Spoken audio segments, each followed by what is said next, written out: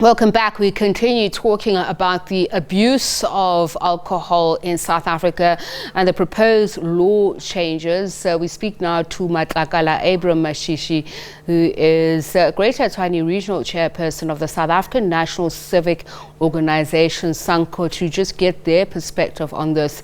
A very good evening to you, and thank you so much for speaking to us, Mr. Mashishi. Perhaps let's just first start with what the experience is in your community, the abuse of alcohol, particularly among young people. Is it getting younger and younger, as the statistics tell us, as the anecdotal evidence from what happened in Enyobeni also proves?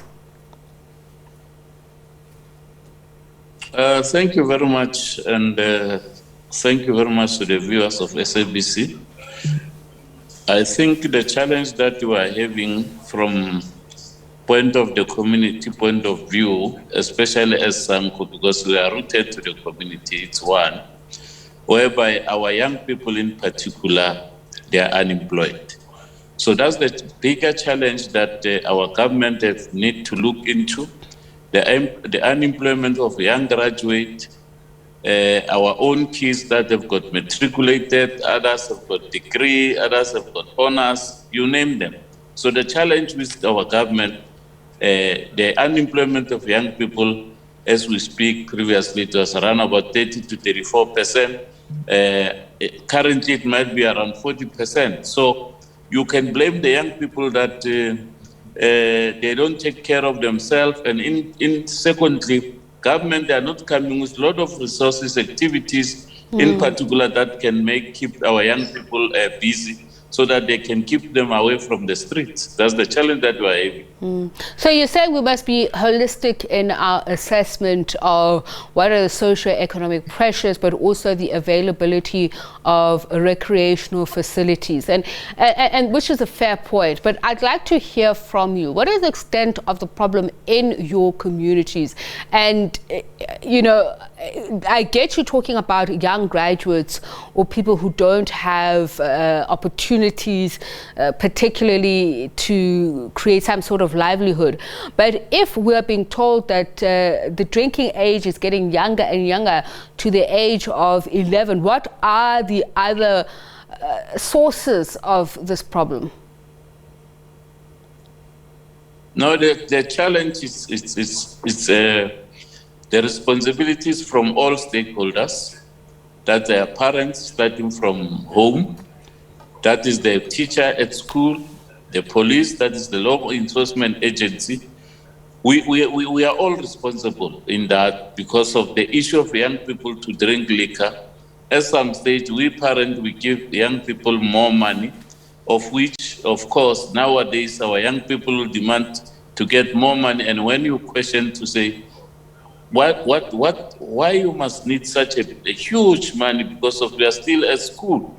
There will be some lot of things that the young generation, they are approaching today to say, no, we want to do this and this. At some stage, you get a young person saying, I'm going to sleep over to my friend, only to find he wear a uniform, and underneath the uniform, there is some other clothes that you cannot even see. Immediately he arrived to his or her friend, he undress and dress according to the standard and style of where they are going. So those are the challenges as our parents. One, when the young one is not in the house, you must ask yourself to say, by 10 o'clock, the young people around 14, 17 of age is not around. What might be the problem?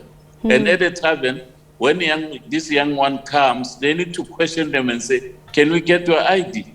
And if the ID says it's underage, you must simply say, go back, I cannot allow you, I don't want to lose my licenses. So law enforcement agents, in particular SAPS and the liquor board, they have to make sure that they become so strict to liquor restriction and make sure that any person that they find themselves undermining the rules and regulation of the liquor, that license must be revoked with immediate effect. There are those who say there is no exact parenting formula. So I'd like to hear your thoughts within the household itself, where liquor is available. Yes, in some cases, children go against their parents' orders and they take the alcohol illicitly. But then there are those parents who say, I don't want to create such a mystery around alcohol that my child is desperate to go and taste it outside. So they kind of have some sort of,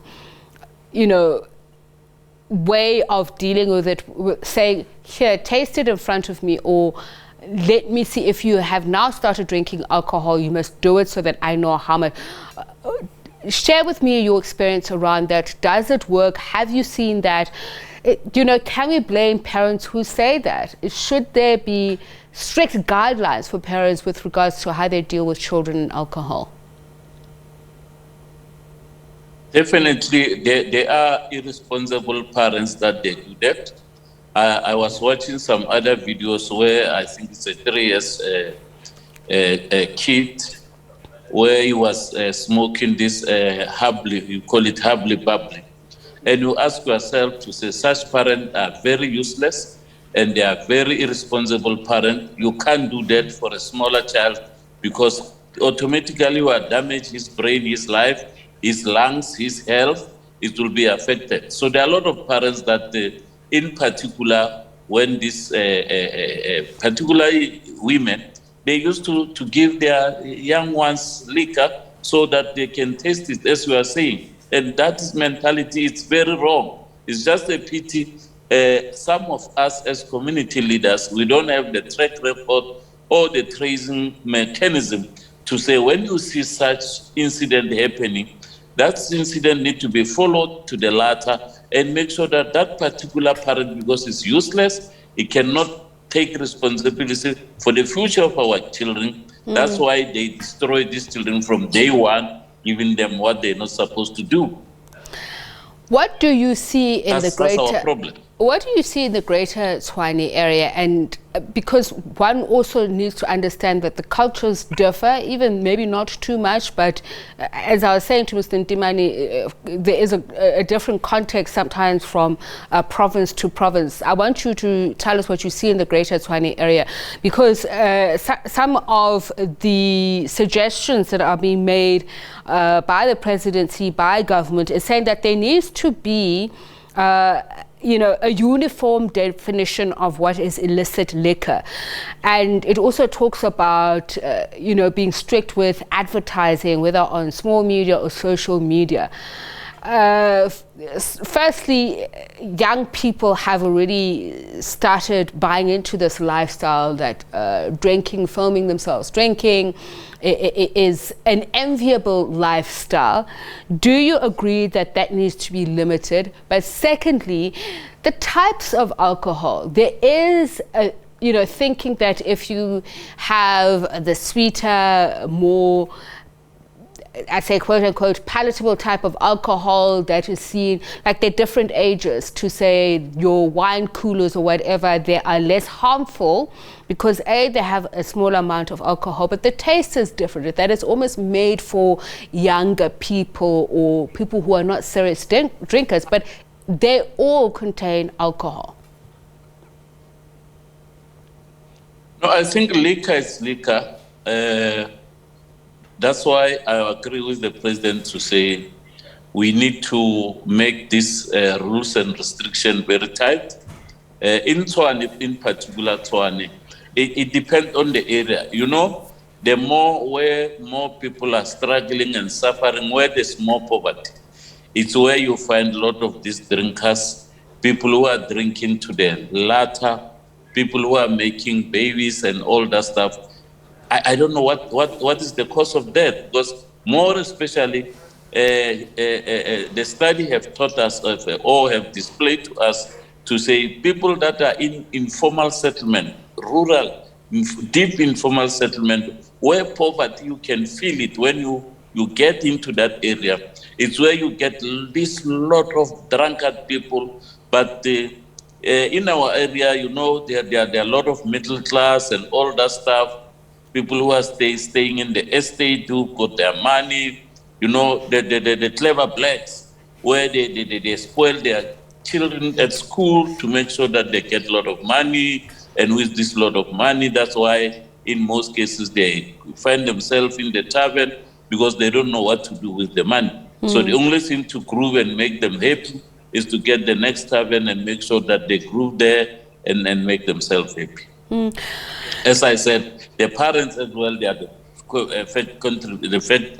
big contributor on this process. Just in terms of the role that the community can play, I mean, some of the suggestions that have been made, I wonder how you would police them.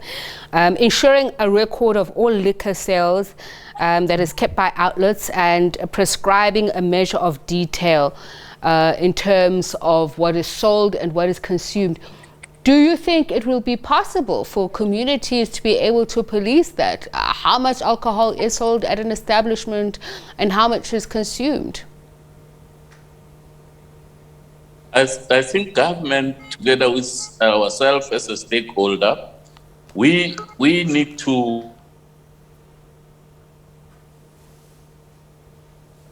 with ourselves as community leaders. We must come up with a partnership that is going to make sure that we assist tavern owners, community leaders, churches, NGOs, government, and all the departments. We need to fight this together and make sure that if we work this as a collective, and we are going to be able to achieve and maybe be able to reduce this high influence, the high rate of liquor drinkers. Because if we don't do that and saying this is the responsibility of government, it's a problem. You find the police vehicle that they say the taverners must close around 12 o'clock.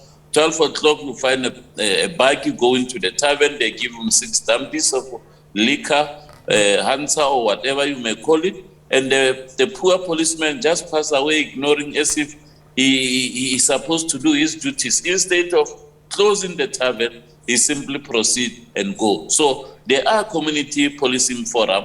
That's where all the stakeholders must come together. If next door, because these people are sitting close to us. It's just like gangsterism that they are hijacking our community. They are our kids, they are our brothers, they are our sisters. We live with them, we know them. So it can't be correct that each and everything as society we say government must see to it.